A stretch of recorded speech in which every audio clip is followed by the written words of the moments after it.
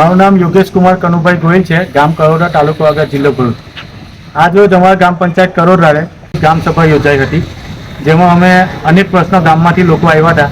તેમને અનેક જે પ્રશ્નો હતા, તે તકલીફોથી મુશ્કેલી હતી, એ તમામ પ્રશ્નોની રજૂઆત કરી। છેલ્લા 2 ટર્મથી સરપંચ ગ્રામ સભામાં હાજર રહેતા નથી। સરપંચે જે ખોટા કામો કરેલા છે, બરાબર છે, તેની જે લેખિત ફરિયાદો થયેલી છે કલેક્ટરથી ગાંધીનગર સુધી, એના પ્રશ્નોના જવાબો આપવાના હોય એટલે હાજર નહીં રહી શકતા।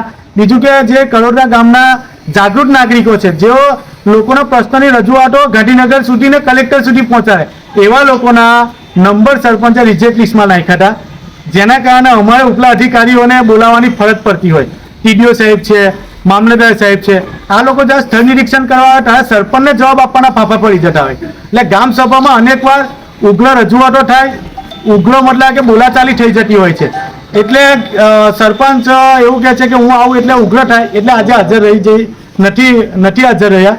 આજે વિકાસના કામોની વાત કરીએ તો સરપંચે છેલ્લા 5 વર્ષની અંદર જે વિકાસના કામો પોતાના જ માણસો પોતાને એક આંખે બંધ કરીને જે વિકાસના કામો કર્યા છે, એ આજે ખુલ્લા પડ્યા છે। આજે ઘણા બધા સરપંચના સમર્થકો આવ્યા હતા, સરપંચની બોડીના સભ્યો આવ્યા હતા। સરપંચના સભ્યોને દર વખતે અમે અધ્યક્ષ સ્થાને બેસાડ્યા, પણ આજે અધ્યક્ષ સ્થાને પણ એમને બેસાડવાનો મોકો અમે નથી આપ્યો, કેમ કે એ ખાલી અધ્યક્ષ સ્થાને બેસવા પૂરતું નથી, ખરેખર એમને તાત્કાલિક સ્થળ નિરીક્ષણ કરવાની અરજીઓ આવે ત્યારે તેઓ સરપંચને પૂછીને સરપંચ 2 દિવસ પછી આવીને લેખિત જવાબ આપે, આવું કંઈ બનાવ નથી બન્યો, આવું કંઈ થયું નથી। જેના કારણે અમોએ આજે બીજા એક સભ્ય હતા અરવિંદભાઈ છત્રસંઘ પરમાર, એમને અધ્યક્ષ સ્થાને બેસાડ્યા। બીજા જે સભ્ય હતા એમના પતિને એ લોકો આવ્યા હતા। ખૂબ ઉગ્ર બોલાચાલી થઈ કે તમે દરેક કામ વિકાસના કામની અંદર અમને કેમ સરફાળો આપતા નથી, કેમ તમે એકતરફી કરો છો। એટલે તેમને આજે 3 સભ્યો હતા, તેમને 3 સભ્યોએ કીધું કે અમારી લેખિત રજૂઆત અને આજે મૌખિક ગ્રામ સભામાં ઠરાવમાં લેવામાં વિકાસનું કામ માત્ર ને માત્ર જે ફળિયાની અંદર તમે વિરોધાભાસ રાખીને કર્યું નથી ત્યાં થવું જોઈએ, બીજું કોઈ કામ ગામમાં થશે નહીં, અને જો ગામમાં કામ કરવામાં આવશે તો અમે સભ્ય દ્વારા બંધ કરાવીશું, આવી ચીમકી આપી અને ગ્રામ સભાના ઠરાવમાં લેવામાં આવ્યું। ત્યારબાદ સોલર લાઇટની વાત થઈ, વિકાસની વાત થઈ, દૂર ટુ દૂર કચરો ચાલતો હતો તે બંધ થઈ ગયો છે। ગામમાં ખૂબ જ પ્રમાણમાં ગંદકી ફેલાઈ ગઈ છે। કેટલાક સંસ્થાના કાર્યકર્તાઓ છે ગામમાં, પણ એમને હવે ગામની અંદર ગંદકીમાં રહેવાની આદત પડી ગયેલી છે, એટલે એ લોકો પણ રજૂઆત નહીં કરી શકતા સરપંચને, કેમ કે એમની પણ સરપંચ સાથે મિલીભગત હોય, અન્ય ગ્રામ પંચાયતો તરત દોડીને આવતા હતા। આજે તેમને પણ સફાઈના કામ માટે એક શબ્દ બોલવો નથી, એટલે ઘણા બધા ભાઈઓ આવ્યા હતા।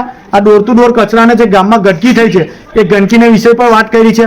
સતત છેલ્લા 4 વર્ષથી ગ્રામ સભામાં એકને એક પ્રશ્ન વિકાસના કામોનો લખાવવામાં આવે, તેમ છતાંય ના લેવામાં આવતા। આજે તમામ લોકોએ કહી દીધું ગ્રામ સભામાં કે આ કામ નહીં થાય તો અમે ગામનું કોઈ પણ વિકાસનું કાર્ય કરવા દઈએ નહીં। અને સરપંચે માત્ર ને માત્ર જે સ્વભંડોળ આવે છે અમારા ગામમાં 5 થી 7 લાખ રૂપિયા દર મહિને, એટલે અમારા છેલ્લા 5 વર્ષ પૂર્ણ થવા આવ્યા છે, તેમાં 5 થી 7 કરોડના કામ થયા છે। એમાં ગામમાં એક પણ વ્યક્તિએ કોઈનો વિરોધ કરેલ નથી કે કોઈ વિકાસના કામની આરટીઆઈ કે માહિતી માંગેલી નથી। એટલે સરપંચે માત્ર ને માત્ર પોતાના મળતિયાઓને ફાયદો થાય, બરાબર છે, પોતાના કમિશનો મળે, એના કારણે તેમના જ માણસોને તેમને જ મતલબ કે આપેલું છે। આજે અમે ગ્રામ સભામાં આવતા પહેલા પણ સરપંચને ફોન કરીને કીધું કે ભાઈ તમે આવો અને આજે અમે તમને સ્થળ નિરીક્ષણ કરાવીએ કે કઈ જગ્યાએ વિકાસની જરૂર છે।